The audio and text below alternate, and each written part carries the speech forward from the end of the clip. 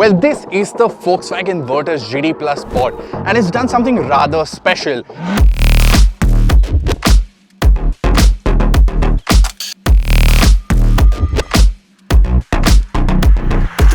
Won an award at the BBC Top Gear India Awards this year in the category called Enthusiast Choice of the Year, which, in case if you weren't paying attention, essentially means that people like you and I and enthusiasts in general smile from year to year when behind the wheel of one of these. And while I do remember smiling the last time I was behind the wheel of this one, it's been quite some time. So today I get to reacquaint myself with it. And what better way to do it than a random friend sending you a Google Pin location near Mumbai, swearing that is the closest thing to a Stelvio pass, a ghat section filled with hairpins, and something that apparently no one uses. So it's going to be like a private test track. So let's get in and get going. This is truly the best job in the world.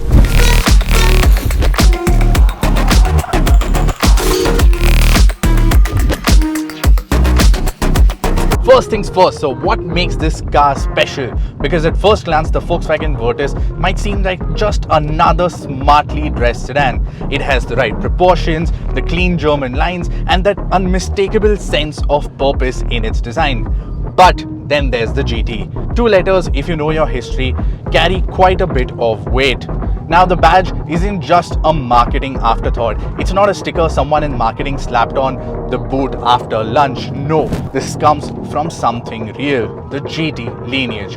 Particularly in Volkswagen's case, it's a rather serious affair. It harks back to the Golf GTI, a car that essentially invented the hot hatch genre back in the mid-70s. A car known for its everyday usability with just enough lunacy to make your school run feel like a stage at the Monte Carlo rally. And here's the thing, Volkswagen doesn't do frivolous performance. Their take on speed has always been rather German. It's calculated, it's engineered. They don't give you fireworks just for the sake of drama. What they give you is balance. It's consistency, the confidence-inspiring grip of a car that was built by people who obsess over tolerances in millimeters. Remember the World Rally Championship domination? 4 titles on the trot with the Polo RWRC. That car too was deceptively polite looking, and speaking of which, the Polo has now completed 15 years, and I remember begging to my parents for one back then. But coming to the RWRC, it was a monster, a fire-breathing beast that ate gravel for breakfast with the right set of engineers and mechanics. And this Virtus GT Plus Sport, believe it or not, carries the same sort of DNA. Yeah, you can feel it, not just in the brute force, but in the finesse of how it handles, how it builds up the speed, how it communicates with you through the steering wheel and the pedals. Now here's what's truly interesting, and this is where things take a slight romantic turn. This GT is just a warm-up act for the GTI's long-awaited Indian arrival. But unlike the GTI, the Virtus has been developed here, calibrated for our roads, our driving style, and even our potholes. And yet it hasn't lost its European essence. It still feels taut, it feels solid and is measured, which frankly is a challenging thing to achieve. The balance of a global DNA and local tuning. The soul, it's got a little more flavor now, and that's what makes the Virtus GT Plus Sport stand out.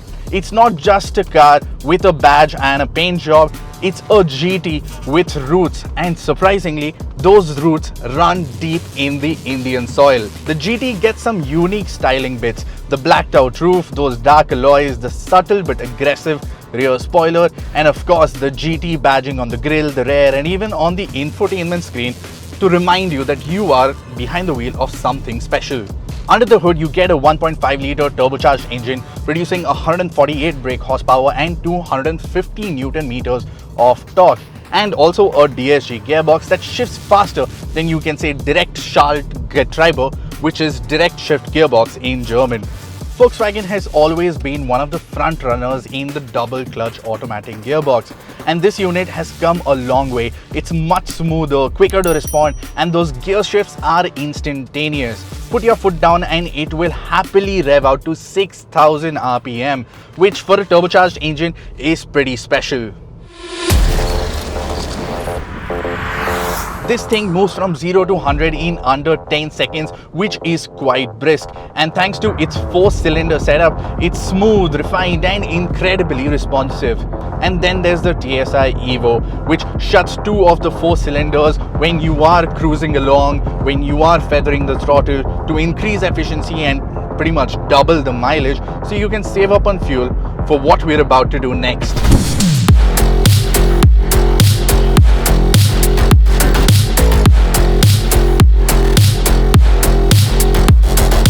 Now here is where the real magic happens in the corners. The versatility is complemented as you would expect from a Volkswagen with the best in-class dynamics. This is the best handling sedan in its segment. The ride quality is phenomenal. The faster you go, the better the roads and the potholes are handled by the suspension. And that comes down to the body shell that is torsionally very rigid. And speaking of comfort, if you are sweating going through the corners, it also gets a ventilated seat function. Now this is what we came for, the Mahabaleshwar hairpins. And while I must admit that this is no Stelvio pass, even though I haven't driven there, it is sharp, it is technical, it is the perfect playground for a car like this. The steering, it's precise, the grip is immense, the chassis is playful but controlled. You can actually feel the rear helping you rotate the car through the tighter bends when you play around a little bit, if you know what I mean. And it is really well judged, light at low speeds but just enough weight at high speeds to give you that proper confidence, and crucially plenty of feedback that you would need. Now these are some nice hairpins and you can carry a good amount of speed. It feels planted and stable. There is no pitch and wallow, and that's thanks to Volkswagen's engineers tweaking the suspension, softer dampers, but a shell that is incredibly rigid. Now, much as you would expect from an enthusiast car, the slight firmness in the suspension makes sure that even at high speeds, it stays rock solid and stable. It tracks nice and true, doesn't fidget about, and gives you the confidence to push on. And when you introduce it to a set of corners, the chassis responds beautifully. It's agile, it's fun, and always in control. It grips incredibly. So after nearly 300 kilometers in this, has the Volkswagen Virtus GT Plus Sport earned its title as the enthusiast choice? Well, yes, because it's got the power, the dynamics, the handling, and that rather something special that makes you want to keep driving it. And with the Golf GTI coming very soon, is Volkswagen signaling us that the brand still understands us, the enthusiasts. Because when we were kids, we drew a 3-box silhouette sedan like this in our coloring books. And now we have a great looking one, which is even better to drive. And maybe even easier to convince our parents because it's German. What do you guys think about the new Volkswagen Virtus GT Plus Sport? Let us know in the comments below. And now I'm gonna head for a downhill run, maybe with a glass of water. See you guys next time.